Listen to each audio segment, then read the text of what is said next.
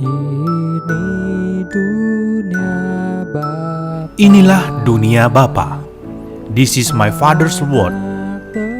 Melt B. Davenport Beckcock lahir di Syracuse, New York, 3 Agustus 1858. Dia adalah seorang yang sangat baik di dalam studi secara akademik dan memiliki keahlian yang baik juga di dalam permainan musik.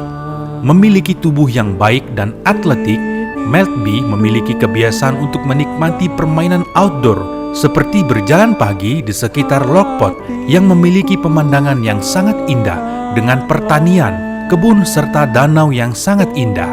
Ketika memandang semuanya keindahan dan ciptaan Tuhan ini, Maltby seringkali mengucapkan kalimat I am going out to see my father's world. Artinya, aku akan pergi keluar untuk melihat dunia Bapakku. Maltby pun menuliskan rasa kagumnya melihat akan dunia Bapa ini dengan puisi yang dibuatnya. Dalam puisi itu terdapat 16 bait yang kemudian Franklin Shepard memberikan musik pada puisi ini dan menjadikan lagu dalam 3 bait. Lagu ini mengajak kita untuk melihat akan kekaguman Tuhan dalam menciptakan dunia ini dengan segala keindahan dan kemegahannya. Kekaguman akan Tuhan seharusnya membuat kita semakin dekat dan mencintai Tuhan. Ketika melihat keindahan dari dunia ini, apakah engkau menyadari bahwa semuanya Tuhan ciptakan untuk membuat engkau manusia mengingat pencipta ini, yaitu Tuhan? Inilah dunia Bapa. Biarlah semua yang bernapas memuji dan memuliakan Tuhan, pencipta segalanya.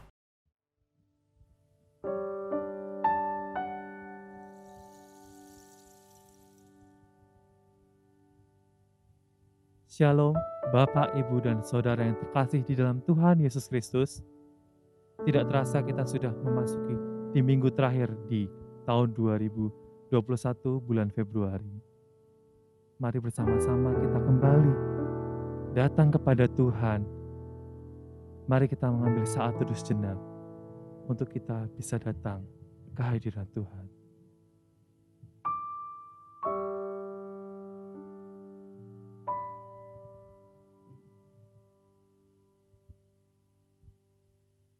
Mari kita bangkit berdiri. Ibadah hari ini dimulai dengan mengakui bahwa pertolongan kepada kita adalah dalam nama Tuhan yang telah menjadikan langit dan bumi.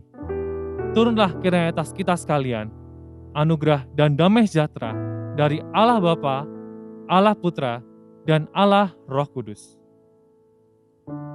Dengan tetap bangkit berdiri, dalam Mazmur 19 ayat yang kedua, berkata demikian, langit menceritakan kemuliaan Allah, dan cakrawala memberitakan tangannya.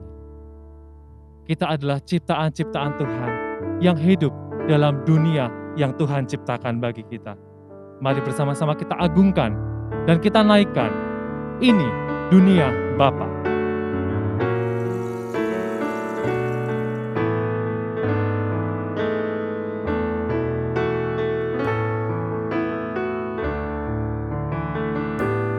Ini dunia Bapa,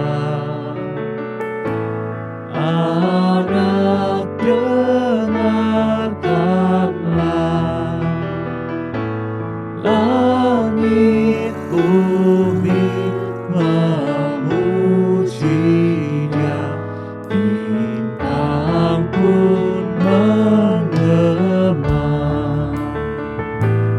Ini dunia Bapa, hatiku tenanglah,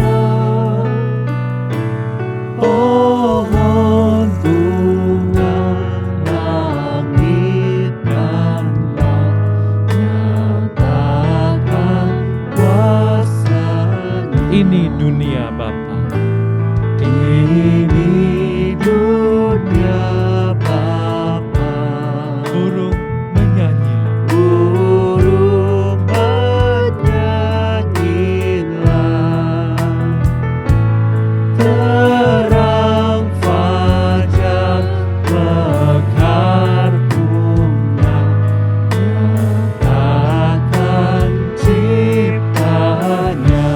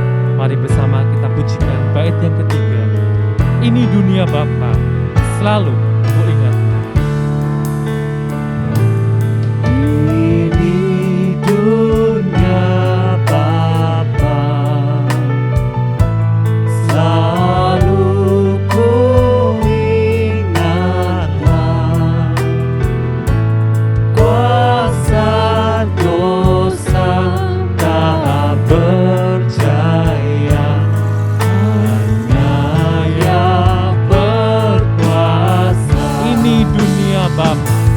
Ini dunia Bapa, hatiku tak susahlah. Umat semua memuji Dia, nyatalah tahtanya. Nyatalah tahta Tuhan. Bapak Ibu silakan duduk kembali.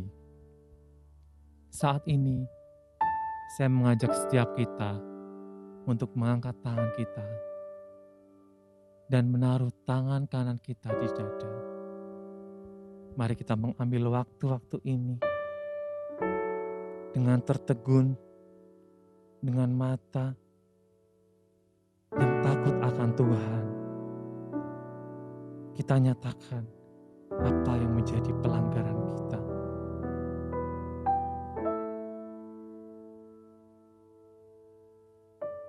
Tuhan, kami datang dengan hati yang remuk Tuhan. Tuhan, kami datang dengan kami yang penuh celah. Kami adalah ciptaan-Mu dan Engkaulah yang berkuasa dalam hidup kami. Tapi di saat-saat seperti ini, ketika kami merasa jauh, kami tidak pernah datang ke gereja kembali karena pandemi. Mungkin kami terbiasa dengan pelanggaran-pelanggaran kami, Tuhan. Kami merasa tidak ada orang yang dapat mengakui dan juga orang-orang yang terus melihat kita dan memantau kita.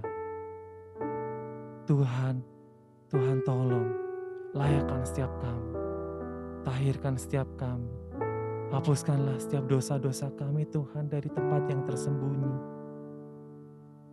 Tuhan tolong, melayakkan kami untuk dapat mengikuti ibadah hari ini Tuhan. Dan kami mau serahkan hidup kami untuk dapat dibentuk hari lepas hari, seturut dengan apa yang Engkau ingini Tuhan. Kami mau serahkan waktu-waktu ke depan ke dalam tangan-Mu.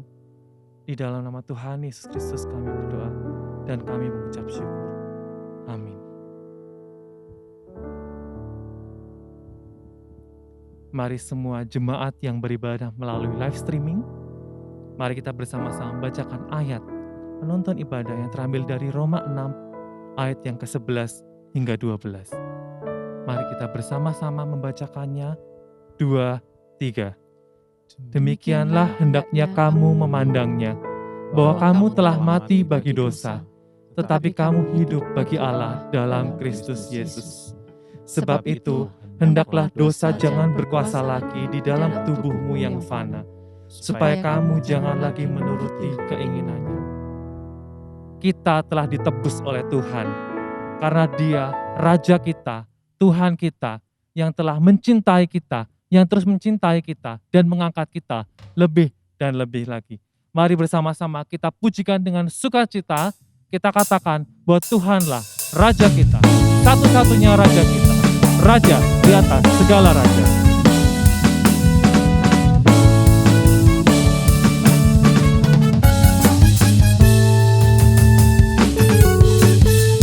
Mari bersama-sama kita bertepuk tangan dan katakan, lebih dalam kasih-Mu, salib-Mu menebus hidupku. Tinggi cakrawala, lebih tinggi kuasa-Mu, Roh Kudus menuntun hidupku. kemuliaan-Mu, Kemuliaan-Mu ya Bapa, memerintah dan berkuasa. Hanya Engkaulah Raja segala raja. Kebesaran-Mu ya Bapa, diagungkan selamanya. Karena Engkaulah Raja segala raja, segala raja. mari kita bangkit berdiri. Sekali lagi kita katakan kemuliaan Tuhan yang telah hidup dan telah menebus setiap kita.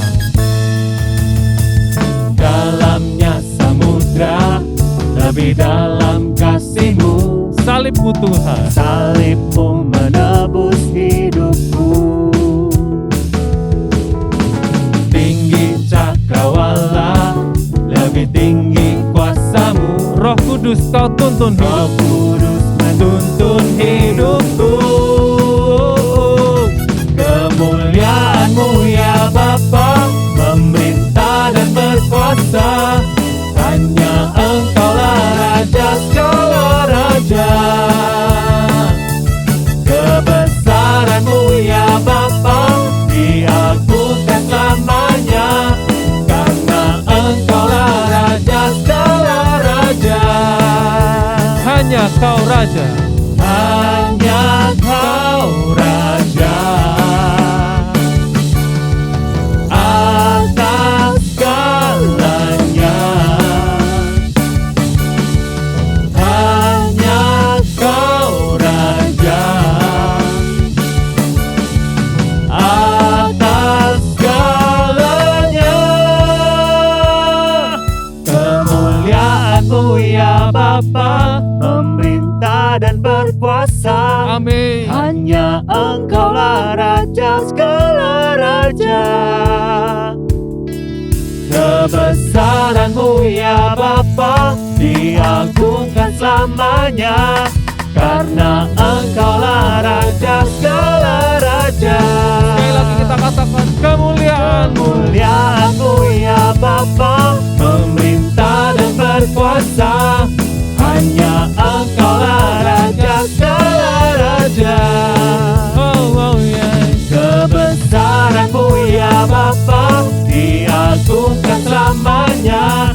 Karena Engkaulah Raja segala raja. Segala raja.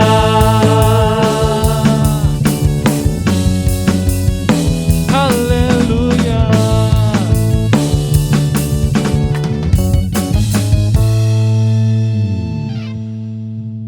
Mari bersama-sama dengan tetap bangkit berdiri, kita mengikrarkan perintah Tuhan yang terambil dari amanat agung Kristus. Bersama-sama kita katakan amanat agung Kristus. Yesus berkata, "Kepadaku telah diberikan segala kuasa di sorga dan di bumi.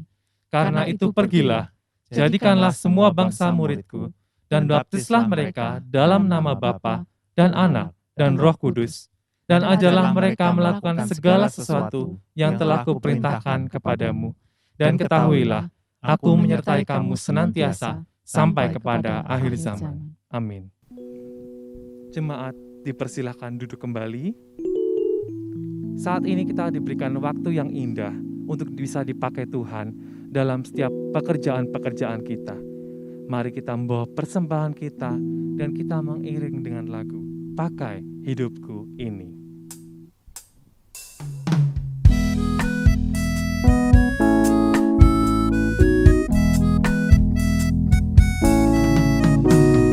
Pakai hidupku ini, seluruh roh dan jiwaku. Pakai tanganku ini, hatiku digerakkan kasih. Pakai mulutku ini, Pakai mulutku ini, memberitakan Injil-Mu. Pakai hartaku ini, seluruhnya bagimu. Bagimu ku relalah. mari bersama-sama kita membawa persembahan kita di dalam doa.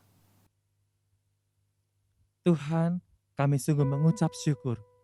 Kami sungguh berbahagia karena kami, anak-anak-Mu, bersama-sama dapat Engkau gunakan, Engkau pakai setiap tangan kami, pikiran kami, mulut kami, dan kaki kami untuk dapat menjadi alat memperluas kerajaan-Mu Tuhan. Dan inilah rasa syukur kami Tuhan melalui persembahan yang kami berikan kepadamu Tuhan.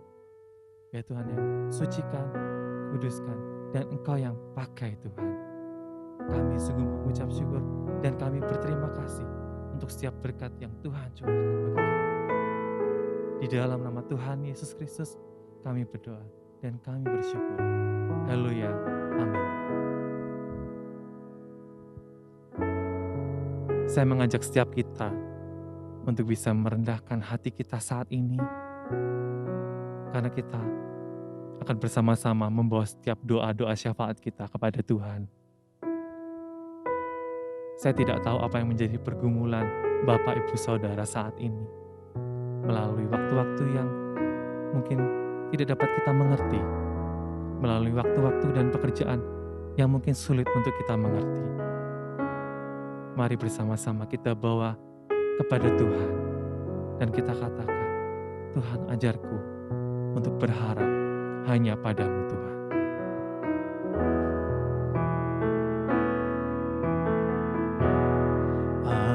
Ajarku mengerti segala rencanamu.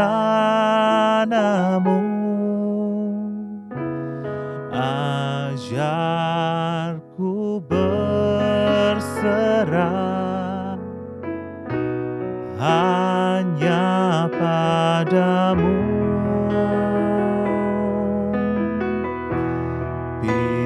Pimpinlah jalanku dalam terang firman-Mu. Ajarku berharap hanya padamu. Kita katakan Bapakku ajar. Bapakku ajar segala rancangan-Mu. Tuhanku, heran perbuatan-Mu. Engkau sanggup mengadakan segala yang ku perlukan, menurut kehendak-Mu terjadilah. Ajarku Ajarku mengerti segala rencana-Mu. Ajarku berserah hanya padamu. pimpinlah jalanku Tuhan. Pimpinlah jalanku dalam terang firman-Mu.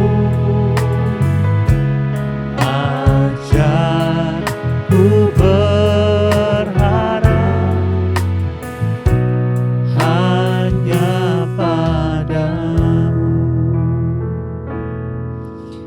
Sebagai manusia, pengetahuan kita terbatas pada apa yang Allah kerjakan dalam kehidupan kita. Tapi satu hal, hati kita boleh selalu terpaut dan percaya kepadanya.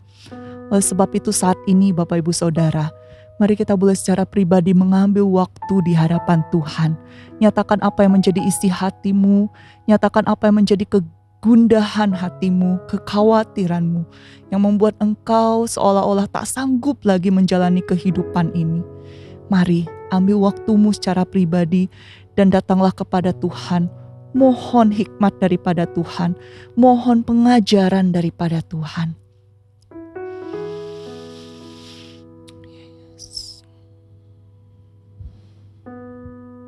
Kasih ya Bapak, bersyukur padamu.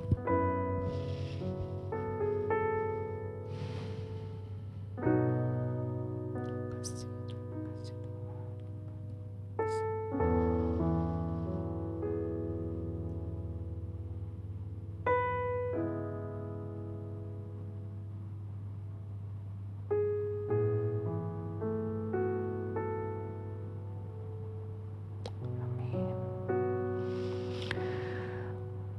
Bapak Ibu Saudara, saat ini kita juga boleh mengambil waktu untuk boleh mendoakan orang-orang yang saat ini telah diberikan satu panggilan istimewa ketika mereka boleh menjadi bagian dari tim untuk menangani COVID-19 ini.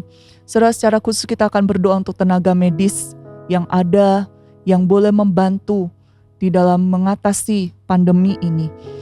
Bulan lalu ada berita yang mengatakan bahwa kematian tenaga medis di Indonesia itu mencapai angka yang tertinggi di Asia. Ini bukan sebuah prestasi, ini sebuah hal yang menyedihkan. Mari kita terus dukung di dalam doa untuk orang-orang yang telah diberikan satu panggilan yang indah ini. Kiranya Tuhan memberikan perlindungan bagi mereka. Dan di dalam doa kita saat ini kita pun boleh mengingat setiap saudara-saudari seiman kita, jemaat Gereja Kalam Kudus yang berprofesi sebagai tenaga medis. Kita bawa mereka ke dalam doa. Biar Tuhan yang boleh menolong dan menyertai mereka. Bersama kita buka suara untuk pokok doa ini. Saat ini ya Tuhan, kami bersatu hati membawa setiap orang-orang yang boleh melayani di bidang kesehatan. Tuhan, mereka adalah orang-orang yang berhadapan langsung dengan pasien-pasien yang terkontaminasi, pasien-pasien yang positif COVID-19 ini. Mereka butuh perlindungan, pertolongan dari Tuhan. Kami berdoa mengingat untuk pemerintah, biarlah Engkau juga tolong pemerintah boleh mengeluarkan, mengambil kebijakan-kebijakan yang tepat untuk boleh membantu, untuk boleh melindungi setiap tenaga kesehatan yang ada. Kami juga mengingat untuk jemaat-jemaat yang ada di tempat ini yang telah diberikan panggilan yang indah ini. Kami serahkan untuk Dr. Andi, Dr. Magda, Dr. Adi, Dr. Yohana, Dr. Kurniawan, dan jemaat-jemaat yang lain. Tuhan tolong berkati mereka, lindungi mereka. Karena tanggung jawab mereka besar. Bukan hanya juga untuk boleh memberikan pertolongan bagi pasien COVID. Tapi mereka juga punya keluarga. Tuhan juga yang boleh lindungi. Tuhan juga yang boleh memelihara dan menjaga mereka. Oh Yesus, terima kasih. Terima kasih. Ya Bapa, kami serahkan ke dalam tangan-Mu untuk kehidupan kami. Sebagai manusia yang lemah dan terbatas, kami seringkali tidak tahu harus berbuat apa menghadapi pergumulan hidup. Tapi kami bersyukur karena kami punya Allah yang boleh menjadi pegangan hidup kami. Allah yang sudah membuktikan cinta kasih-Nya, bukan sekedar memberikan berkat-berkat secara materi, tapi Engkau Allah yang sudah menyatakan kasih dengan menyelesaikan masalah terbesar yang tidak pernah akan bisa kami selesaikan. Bukan pandemi corona, tapi masalah dosa yang akan mengikat manusia sampai pada kekekalan, dan Tuhan sudah menyelesaikannya. Tuhan, kami bersyukur jikalau sebagai umat-Mu, sebagai anak-anak-Mu, kami diberikan belas kasihan, kami diberikan anugerah. Tapi harus kami akui ya Tuhan, di dalam perjalanan hidup kami sebagai anak-anak-Mu, seringkali kami menganggap remeh anugerah itu dengan cara hidup kami. Oh Tuhan, ampuni kami. Ampuni kami. Tolong kami untuk boleh terus berjalan di dalam kebenaran firman-Mu. Bukan karena kuat dan hebat kami bisa melakukan firman-Mu, bisa taat pada kehendak-Mu. Tapi semata-mata karena anugerah Tuhan yang cukup bagi kami, menolong dan menopang kami untuk menghidupi anugerah Tuhan. Hamba serahkan seluruh jemaat-Mu di dalam pergumulan mereka. Tidak mudah ya Tuhan, untuk mereka boleh bertahan bahkan berkarya dan menjadi berkat bagi banyak orang, menghidupi firman-Mu. Tapi biarlah Engkau Allah yang boleh menolong mereka dimanapun mereka berada, terutama di tengah keluarga mereka, di tengah tempat kerja mereka, di masyarakat. Tuhan sertai mereka.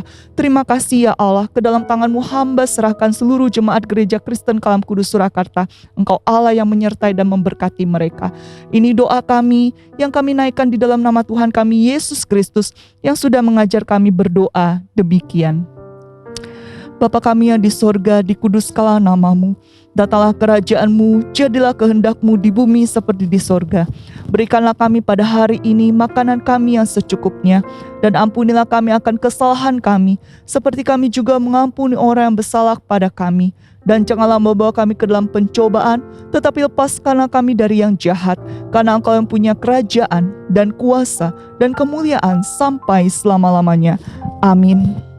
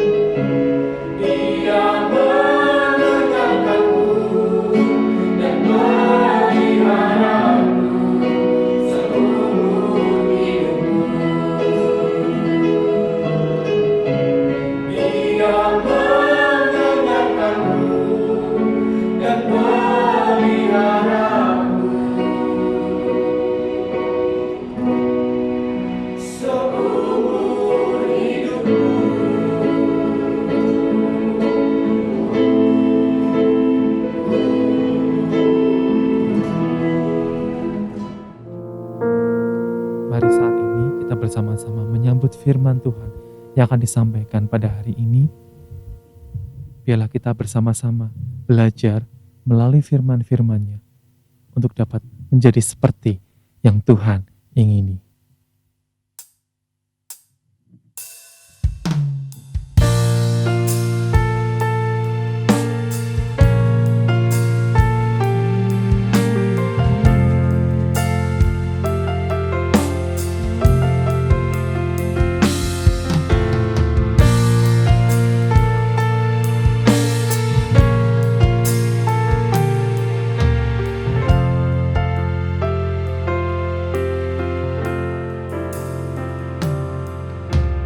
Bukan dengan barang fana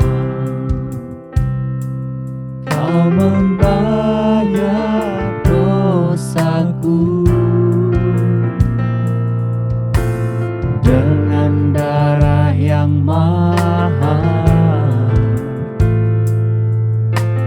tiada noda dan celah. Bukan dengan emas perak Kau menebus diriku, oleh segenap kasih dan pengorbananmu, ku telah mati dan tinggalkan cara hidupku yang lama. Semuanya sia-sia dan tak berarti lagi. Hidup ini ku letakkan pada mezbah-Mu ya Tuhan. Jadilah padaku seperti yang Kau ingini.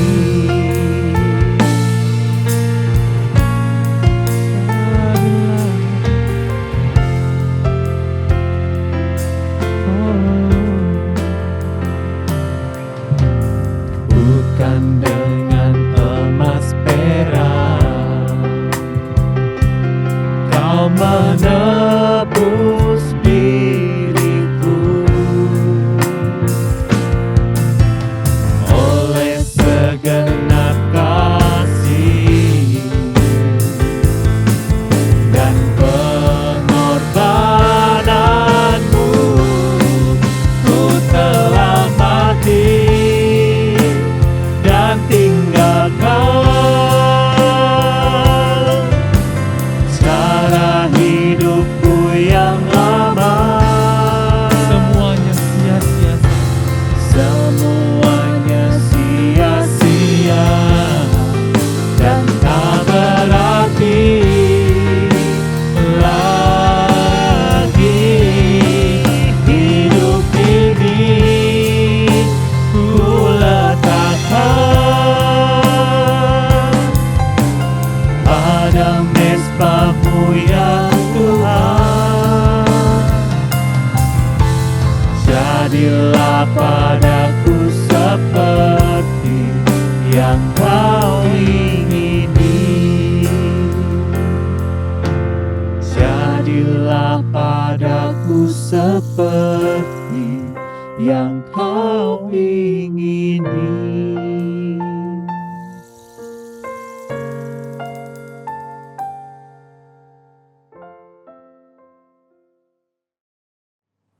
Saudara yang terkasih dalam Tuhan, mari kita bersatu di dalam doa.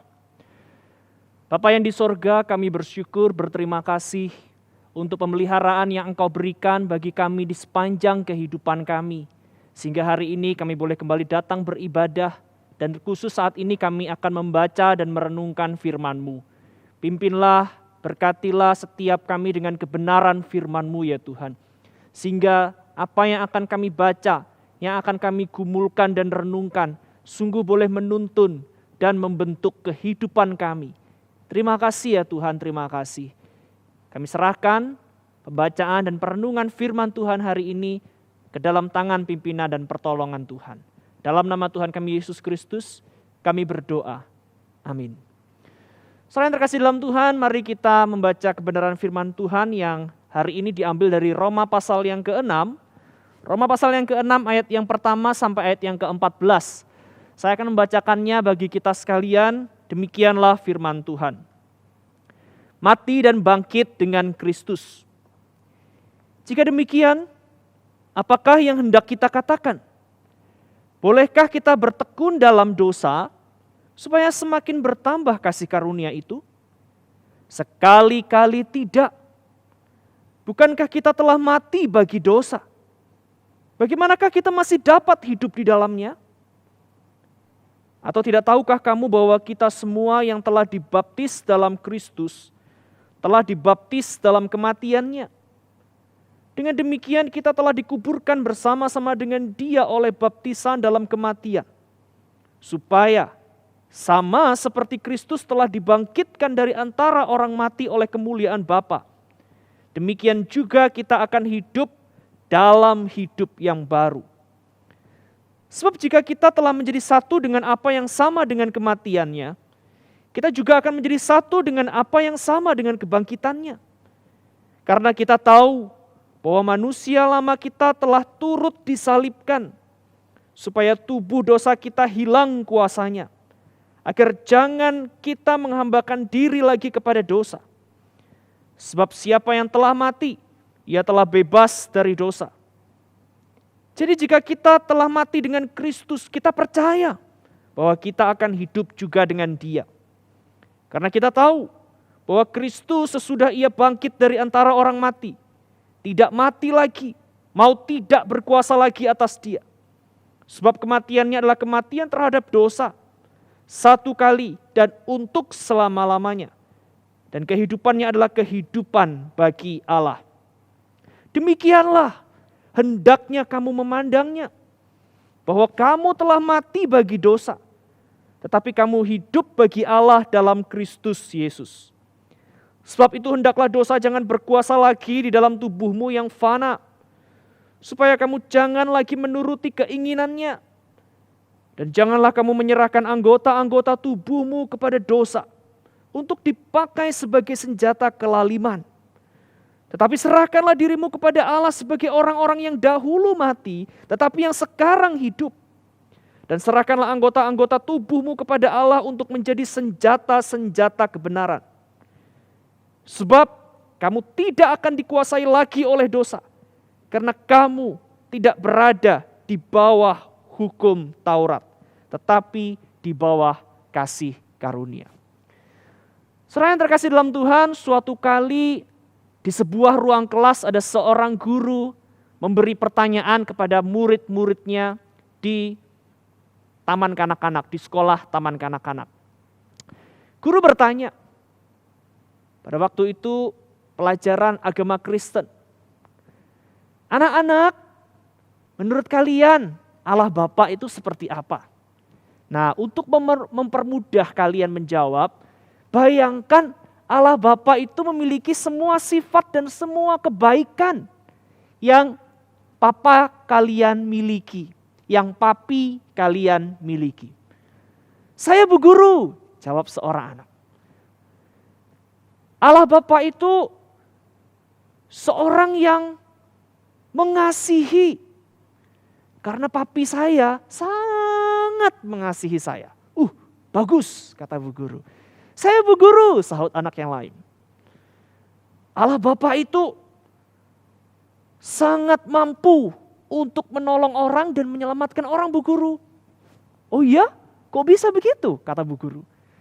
Sama seperti papi saya. Seorang pemadam kebakaran yang sangat sigap dan sangat mampu untuk menolong orang-orang yang sedang terjebak di tengah kebakaran. Saya Bu Guru, seorang anak lain menyahut. Oke, bagaimana? Allah Bapa itu maha penyembuh, dia sanggup menyembuhkan segala sakit penyakit. Oh, papamu dokter ya? Kata si guru.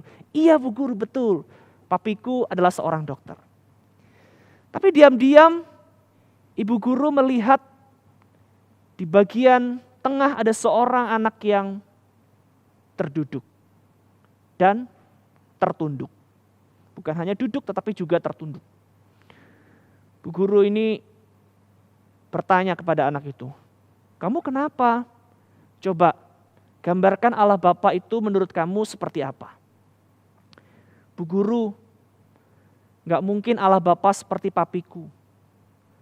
Karena papiku adalah seorang pemabuk, pulang malam, suka marah-marah dan bahkan memukuli mama.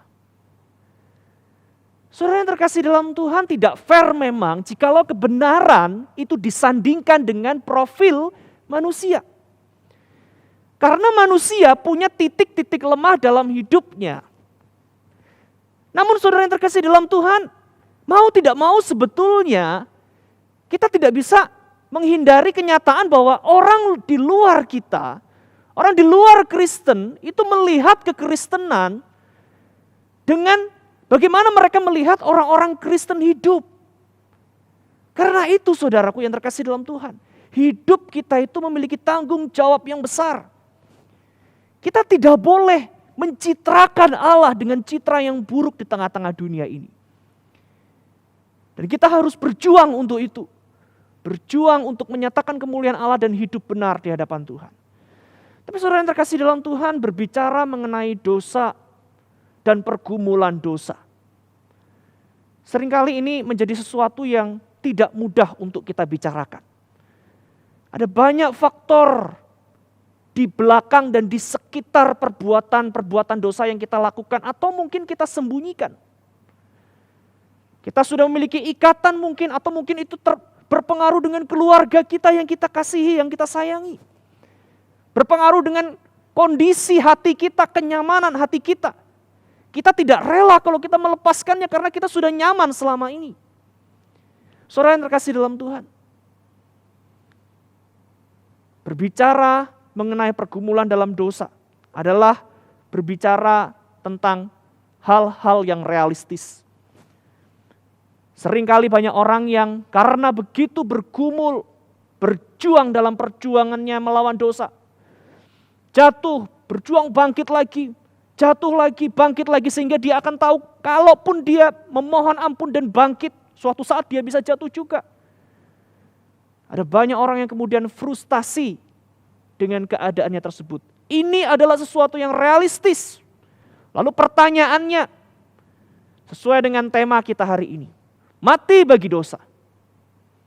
Mungkinkah? Mati bagi dosa. Mungkinkah? Saudara yang terkasih dalam Tuhan, bagian firman yang baru saja kita baca, di bagian awal kita mendapatkan peringatan, kita diingatkan untuk sekali-kali tidak berdosa. Tapi sekali lagi pertanyaannya saudara yang terkasih dalam Tuhan, hidup sebagai orang Kristen di tengah dunia ini, apakah mungkin sungguh-sungguh bisa meninggalkan dan menjauhkan diri dari dosa? Harus meninggalkan dosa. Kita tahu kita harus meninggalkan dosa, tapi pertanyaannya bagaimana? Bagaimana menghindari diri kita dari dosa dan pergumulannya yang sangat nyata, yang kadang kala sungguh sangat kuat di tengah-tengah perjalanan hidup kita. Mari kita memahami firman Tuhan hari ini lebih baik saudara. Karena saya yakin ketika kita merenungkan bagian firman Tuhan hari ini, kita akan mendapatkan jawaban atas pergumulan ini. Sudah banyak orang yang berkata Rasul Paulus itu adalah seorang yang cakap, yang pandai mengajar hal-hal yang doktrinal. Bahkan ada tafsiran yang menyebut kitab Roma ini adalah ringkasan teologi atau pemahaman doktrin daripada Rasul Paulus. Sekalipun memang tidak semua pemahaman atau hal-hal doktrin yang dipahami Rasul Paulus tertuang dalam kitab Roma. Tetapi memang kitab Roma ini banyak berisi hal-hal mengenai doktrin, khususnya mengenai keselamatan. Saudara yang terkasih dalam Tuhan, Rasul Paulus di pasal yang ke-6 ayat yang pertama sampai yang ke-14 ini berusaha memberikan penjelasan kepada jemaat maupun pembacanya mengenai satu isu yang penting dalam kehidupan orang Kristen, yaitu tentang proses pengudusan, atau yang seringkali juga disebut dengan sanctification. Apa itu proses pengudusan? Proses pengudusan itu adalah perjalanan hidup seorang percaya dalam upayanya untuk menjadi semakin serupa dengan Kristus. Jadi di dalam proses perjalanan hidup kita mengikut Tuhan, setelah kita percaya kepada Tuhan Yesus Kristus dan hidup di dalamnya, kita masih dalam kehidupan ini menjalani perjalanan yang namanya proses pengudusan. Nah, Roma pasal yang ke-6 ayat yang pertama sampai ayat yang ke-14 itu menjelaskan tentang proses pengudusan. Nah, sebelumnya saudara yang terkasih dalam Tuhan, di Roma pasal yang pertama sampai yang ke-5, Paulus mendasarkan pengajarannya pada ajaran mengenai proses keselamatan. Jadi kalau pasal yang ke-6 ini adalah tentang proses pengudusan, perjalanan setelah seorang selamat. Roma pasal 1 sampai 5, Paulus menjelaskan tentang bagaimana seseorang itu selamat. Di Roma pasal 1 sampai pasal 5, dan saya mendorong saudara sekalian untuk dapat membacanya. Karena inilah keindahan iman kita sebagai seorang Kristen, tertera dalam Roma pasal 1 sampai pasal 5. Di bagian itu Paulus menjelaskan bahwa keselamatan itu bukan didapatkan karena engkau adalah seorang warga dari kebangsaan tertentu. Dalam hal ini tentu Paulus menyebut-nyebut juga bangsa Yahudi. Keselamatan dikatakan oleh Paulus dikatakan bukan karena kita memiliki kualitas moral hidup tertentu. Rasul Paulus menjelaskan kepada kita bahwa keselamatan itu adalah anugerah dari Allah. Dan anugerah itu didapatkan cuma-cuma pemberian dari Allah kepada kita. Yang sebenarnya kita ini tidak layak untuk mendapatkannya. Saudara, seorang Kristen diselamatkan sekali lagi bukan karena status kebangsaan atau moralitasnya. Namun karena anugerah Allah yang memimpin seorang untuk percaya di dalam iman kepada Tuhan Yesus Kristus. Tapi ada persoalan saudara, dalam transisi pasal 5 menuju ke pasal 6. Rasul Paulus sempat menyebutkan di pasal 5 ayat 20 sampai 21 persoalan yang problematik yang saya yakin ketika kita membacanya mungkin pun akan menjadi problem dan pergumulan bagi kita. Roma pasal 5 20 sampai 21 firman Tuhan dikatakan di sana, tetapi hukum Taurat ditambahkan supaya pelanggaran menjadi semakin banyak, dan di mana dosa bertambah banyak, di sana kasih karunia akan menjadi berlimpah-limpah. Supaya sama seperti dosa berkuasa dalam alam maut, demikian kasih karunia akan berkuasa oleh kebenaran untuk hidup yang kekal oleh Tuhan Yesus Kristus Tuhan kita. Saudara, saya mengajak kita untuk kita memperhatikan ayat ini sejenak. Kesan apa yang saudara dapatkan? Kesan apa yang saudara dapatkan dari ayat ini? Saudara, Rasul Paulus begitu menekankan bahwa keselamatan itu kasih karunia. Perbuatan baik tidak menambahkan sedikit pun. Keselamatan bukan karena engkau bangsa Yahudi atau bangsa tertentu. Tapi ada problem di situ saudara. Kalau keselamatan bukan karena perbuatan baik. Dan dikatakan juga oleh Rasul Paulus, di sini Rasul Paulus begitu menekankan tentang kasih karunia ya. Bahwa kasih karunia Allah itu berlimpah-limpah. Dosa yang banyak itu menunjukkan kasih karunia yang berlimpah-limpah dari Allah. Di mana dosa bertambah banyak, di sana kasih karunia menjadi berlimpah-limpah. Saudara, kalau ini dinyatakan kepada orang-orang seperti Zakeus, perempuan Samaria, tentu ini menjadi kekuatan yang masuk ke dalam jiwa mereka, membuat mereka bersyukur. Tapi saudara, bagaimana jikalau ini kita baca sebagai seorang Kristen? Saudara, akibat dari ayat ini muncul pertanyaan saudara. Kalau begitu, dan memang realitanya saya bergumul dengan keadaan dosa di tengah-tengah kehidupan ini. Kalau begitu, wajar dong. Kalau ikatan dosa masih membelenggu hidup saya. Saudara, sebagai seorang hamba Tuhan, saya sangat takut dengan diri saya. Saya takut bukan kepada manusia. Saya takut bukan kepada kekuatan pemerintah. Tapi saya takut karena saya berdiri di hadapan Allah. Banyak orang memahami firman Tuhan. Juga dalam arti itu adalah saya. Yang kemudian juga justru bisa melegalkan perbuatan-perbuatan dosa di dalam hidup mereka. Saudara, kita perlu berhati-hati dalam kehidupan kita. Lalu bagaimana kita menjawab problem ini?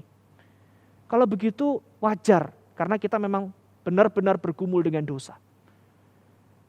Kalau begitu wajarkah kita bergumul dalam dosa? Saudara yang terkasih dalam Tuhan, bahkan sebagian orang Kristen itu menggunakan pemahaman penafsiran dari ayat ini untuk berkata bahwa Allah itu Maha Pengampun dan aku akan tetap berbuat dosa karena sudah tugas Allah mengampuni dosa manusia. Tak apa aku berbuat dosa, karena tugas Allah itu mengampuni dosa manusia. Dan aku sudah hidup dalam Kristus. Kuasa dosa sudah hilang dalam hidupku. Jadi semakin aku berbuat dosa, semakin besar kasih karunia Allah nyata dalam kehidupan ini. Saudara yang terkasih dalam Tuhan, bagaimana Rasul Paulus menjawab? Paulus berkata, sekali-kali tidak. Sekali-kali tidak. Ada dua alasan.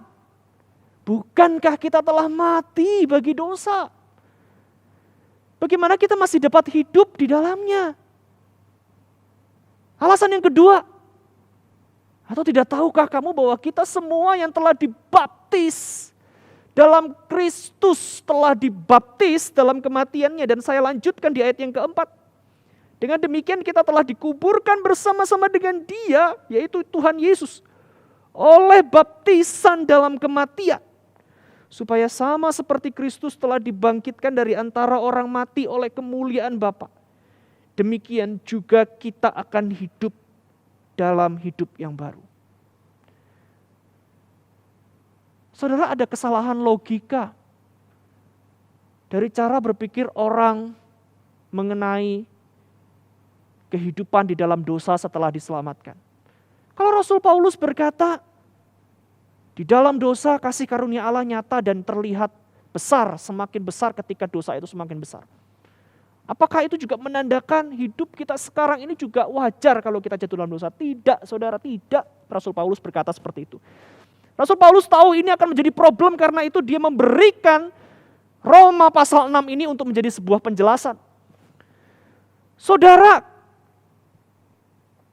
di bagian ini Rasul Paulus menekankan satu doktrin yang penting. Pengajaran yang penting, yaitu persatuan orang percaya dengan Kristus.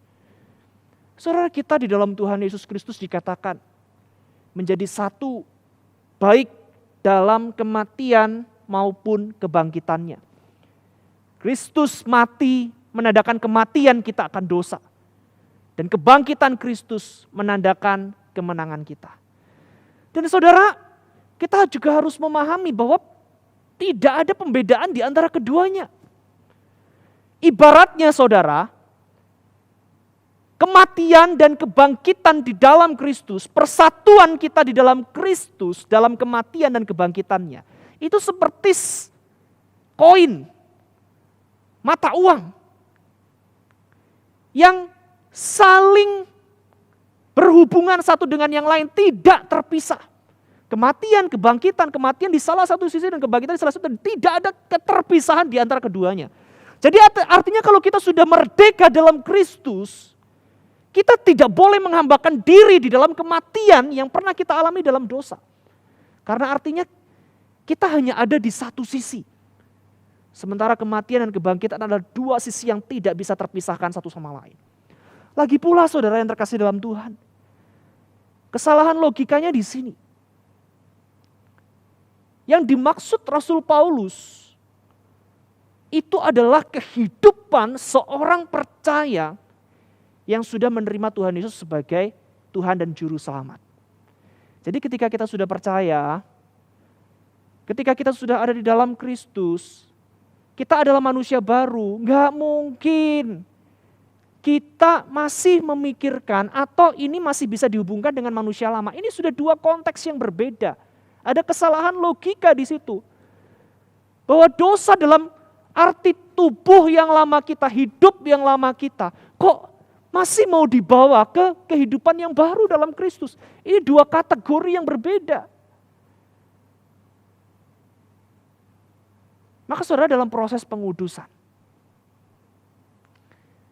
kita harus memahami persatuan kita dengan Tuhan Yesus Kristus yang penuh dengan misteri ini, tapi inilah yang terjadi dalam hidup kita. Itu membuat kita punya dua pilihan. Sebelum kita hidup dalam Kristus, kita hanya punya satu pilihan. Kita hanya bisa melakukan dosa dan hidup dalam kebinasaan karena dosa. Tapi di dalam Kristus kita memiliki pilihan kedua, yaitu mampu untuk menjauhi dan menghindari dosa dalam kasih karunia Allah yang telah menyelamatkan hidup kita. Saudara yang terkasih dalam Tuhan, di dalam kasih karunia dan anugerah Allah, mari kita hidup dalam persatuan dengan kematian dan kebangkitan Kristus ini, dengan mengambil pilihan-pilihan hidup yang memuliakan nama Tuhan, yang mencerminkan kasih kita kepada Tuhan, yang mengasihi Tuhan. Saudara, tidak bisa kita hidup dalam dunia ini masih berkanjang di dalam dosa. Kita benar-benar harus tahu Kristus ada di dalam diri kita. Artinya apa, saudara? Pasti natur kita sudah diubahkan. Saudara, pada saat kita melakukan dosa, pasti ada kepekaan di dalam nurani kita yang berkata itu adalah perbuatan salah. Ketika saudara mulai menipu, ketika saudara mulai melakukan tindak pidana korupsi, ketika saudara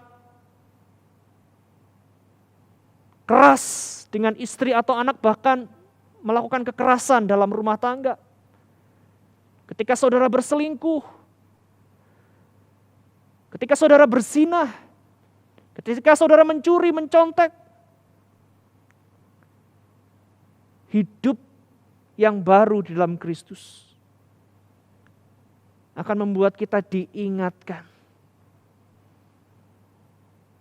baik secara moral maupun spiritual, bahwa ini bukanlah hal yang benar. Saudara, kalau keyakinan kita akan keselamatan itu masih mengambang-ambang, kita tidak kenal siapa Tuhan Yesus, kita tidak tahu hidup setelah kematian seperti apa, kita tidak tahu juru selamat kita, maka saya pikir masih layak bagi kita untuk kita jatuh dalam dosa karena memang itu sifat kita. Itu natur kita. Kita masih tidak jelas dengan kehidupan ini. Tapi saudara, kejelasan hidup baik di dunia ini maupun hidup setelah kematian,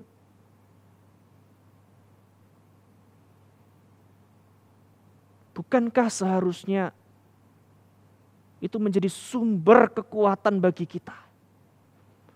Karena kita sudah punya kepastian. Kristus memberikan teladan bagi kita bagaimana hidup sebagai warga kerajaan Allah. Dan hidup kita yang sudah mengenal Tuhan Yesus dan diselamatkan itu,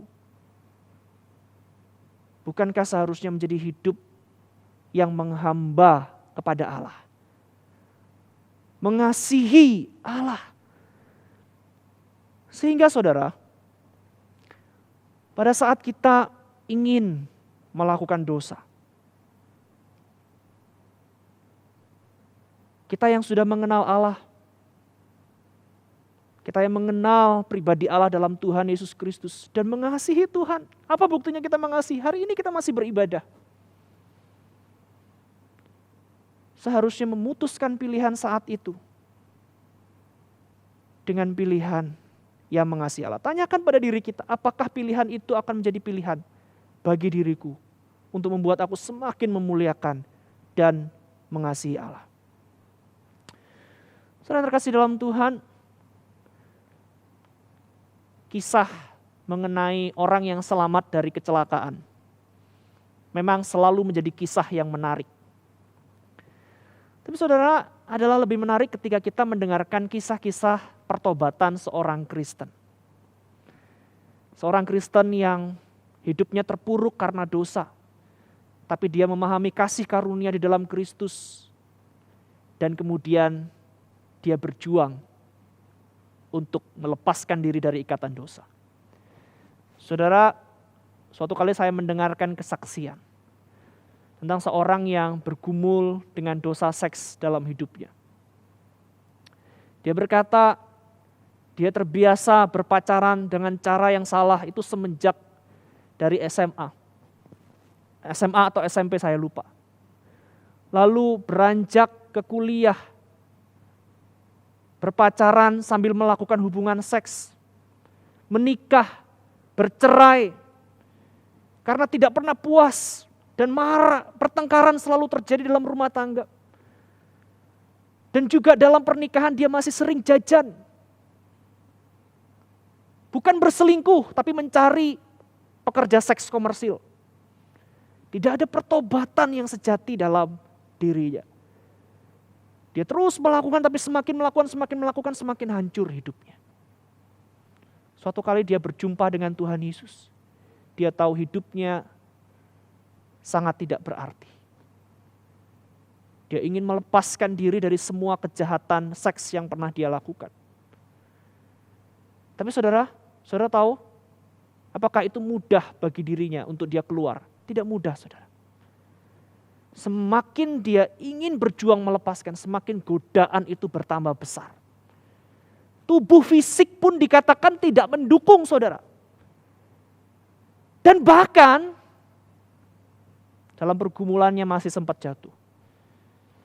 Tapi puji Tuhan, dia terus bertekun, berdoa, memohon kekuatan dari Tuhan. Sekalipun tubuhnya terasa demam karena tidak berhubungan seks. Tapi dia berjuang untuk punya kehidupan yang lebih baik. Sampai akhirnya dia benar-benar hidup dalam pertobatannya.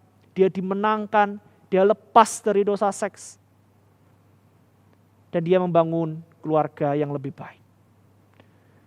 Saudara, dosa seks nampaknya terlihat lebih buruk. Tapi hati-hati loh saudara. Seringkali kita mengukur ada sesuatu yang lebih buruk dan ada sesuatu yang lebih ringan. Tanpa kita sadari, kita membiarkan dosa itu terus mengakar dalam hidup kita. Apa contohnya? Kemarahan, dendam dan kebencian yang kita biarkan kepada orang yang tidak kita sukai. Membiarkan diri menjadi batu sandungan bagi orang lain dengan berkata, ini hidupku. Meminum minuman alkohol secara berlebihan, berjudi, sesuatu yang kita anggap tidak lebih buruk daripada dosa yang lain. Dosa membunuh, dosa seks dan lain sebagainya. Tapi kita lupa. Kita sedang tidak hidup dalam persatuan kita dengan Kristus.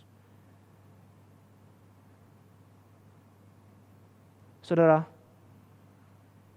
jikalau kita masih memiliki semua kecenderungan itu, mari kita dengan rendah hati mengakui semuanya. Dan memohon pengampunan serta pertolongan kekuatan dari Tuhan. Supaya kita sungguh-sungguh dimampukan untuk menjalani kehidupan yang benar-benar baru dalam Kristus. Saudara yang terkasih dalam Tuhan, bagian terakhir dari Roma pasal yang ke-6 ini, Paulus menyebutkan tentang sebuah perjuangan. Mulai dari ayat yang ke-11 dikatakan, demikianlah hendaknya kamu memandangnya bahwa kamu telah mati bagi dosa. Kita harus memahami, kita harus mengerti persatuan kita dengan Kristus bahwa kita sudah mati bagi dosa. Dan kita hidup bagi Allah dalam Kristus Yesus, ayat yang ke-11.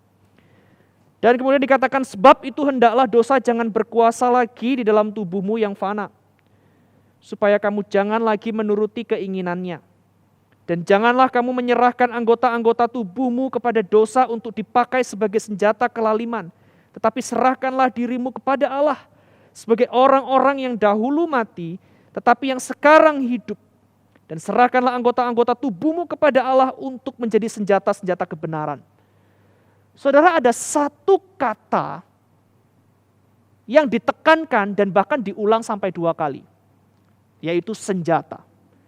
Senjata itu seringkali menggambarkan situasi apa sih saudara? Peperangan. Artinya apa?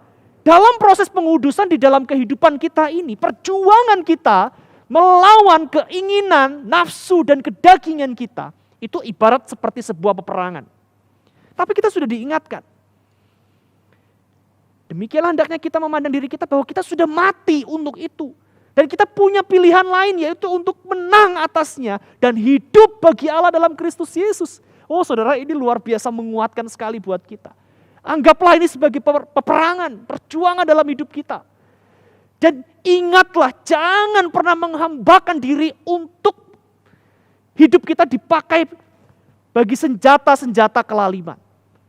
Tetapi serahkanlah diri kita kepada Allah. Agar hidup kita dipakai menjadi senjata-senjata kebenaran. Artinya hidup kita benar-benar secara aktif dipakai untuk kemuliaan nama Tuhan dan menyatakan kebenaran Tuhan dalam hidup ini. Saudara, demikianlah memang yang kita alami dalam hidup ini. Kita harus merelakan seluruh anggota tubuh kita kepada Allah untuk dipakainya melakukan kebenaran bagi kemuliaannya. Karena kita harus tahu saudara, mati bagi dosa mungkinkah? Mungkin. Karena itu adalah faktanya. Sebab apa? Kita tidak lagi dikuasai oleh dosa karena kita tidak lagi ada di bawah hukum Taurat. Melainkan kasih karunia. Kasih karunia itu di dalam Tuhan Yesus Kristus.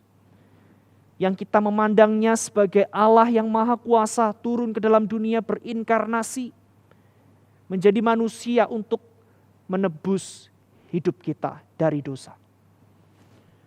Karena itu saudara, hendaknya demikianlah kita memandangnya. Hidup kita ini memang berbeda. Dibandingkan dengan orang-orang yang tidak memiliki keselamatan di dalam Kristus, kita benar-benar berbeda. Keselamatan itu ya dan amin pasti. Dan kita dikatakan secara supranatural bersatu dengan Kristus dalam kematian dan kebangkitannya. Artinya kita bisa memandang hina, jijik dosa kita dalam kehidupan lama kita. Tapi jangan hanya memandang lalu kemudian melakukannya lagi. Benar-benar marilah kita hidup dalam perjuangan hidup kita. Berjuang untuk mematikan keinginan dosa kita. Saudara, dalam kitab Galatia, Efesus, kita diingatkan. Yakobus, kita diingatkan. Di dalam hati kita dan godaan dari luar diri kita bisa menimbulkan keinginan-keinginan yang dimana keinginan itu akan membuahkan dosa. Saudara, biar kita menyadari apa keinginan-keinginan dalam hati kita. Minggu yang lalu kita sudah mendengarkan firman Tuhan. Ada 4 kategori yang perlu kita renungkan dan kita waspadai dalam jebakan-jebakan dosa. Bagian mana yang perlu kita akui, bagian mana yang perlu kita bereskan. Mari kita akui.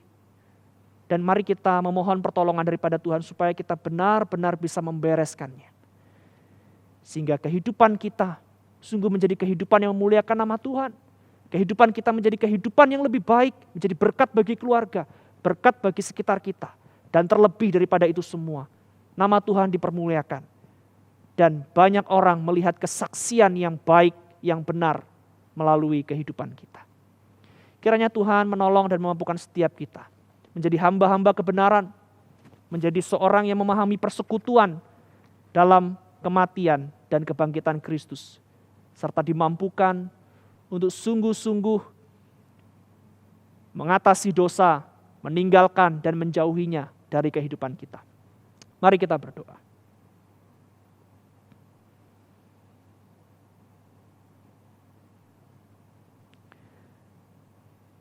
Bapa di sorga, kami bersyukur hari ini kami boleh kembali membaca dan merenungkan firman-Mu. Tuhan, mungkin saat ini ada jemaat-Mu yang nyata sungguh sangat lelah karena pergumulan-pergumulan dosa dalam hidup mereka. Sebagian daripada mereka mungkin bahkan sampai frustasi, jatuh, memohon pengampunan, berusaha bangkit tetapi jatuh lagi. Tuhan, Engkau mengerti setiap pergumulan daripada mereka.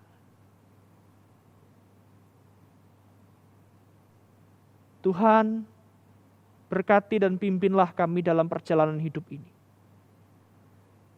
supaya sungguh kami boleh memandangnya, bahwa kami telah turut mati karena dosa dan bangkit untuk mengalami kemerdekaan hidup dalam Kristus.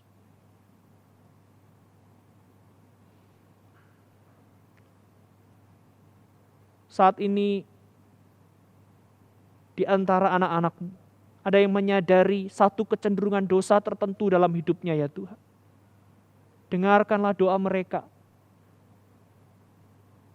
Dengarkanlah permohonan doa mereka untuk kekuatan dan pertolongan daripada Tuhan. Sehingga mereka sungguh boleh hidup bagi Allah. Dan dimampukan dalam proses perjalanan hidup ini. Terus menyatakan apa yang baik, apa yang benar, dan memuliakan nama-Mu. Terima kasih ya Tuhan. Di dalam nama Tuhan kami Yesus Kristus, kami bersyukur dan berdoa. Amin. Mari jemaat yang terkasih di dalam Tuhan, saya undang setiap kita untuk boleh bangkit berdiri. Kita akan mengakhiri ibadah kita dengan mengembalikan segala kemuliaan kepada Allah Tritunggal. Doksologi.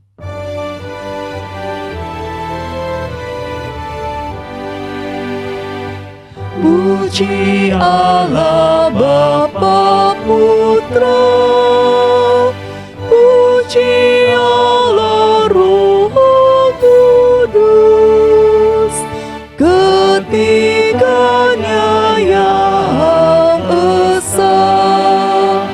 Mohon selamat sumber berkah.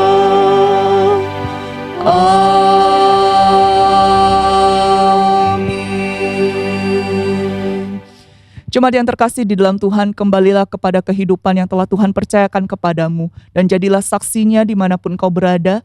Hidupilah anugerah yang telah Tuhan karuniakan kepada engkau. Arahkanlah hatimu kepadanya dan terimalah berkat-Nya. Tuhan memberkati engkau dan melindungi engkau. Tuhan menyinari engkau dengan wajah-Nya dan memberi engkau kasih karunia.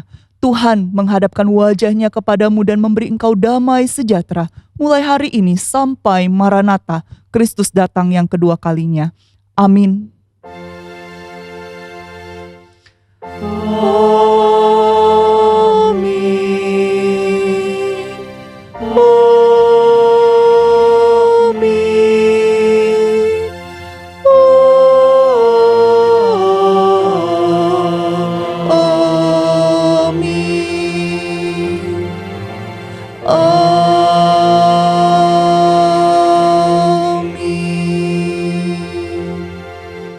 Jemaat dipersilakan untuk duduk.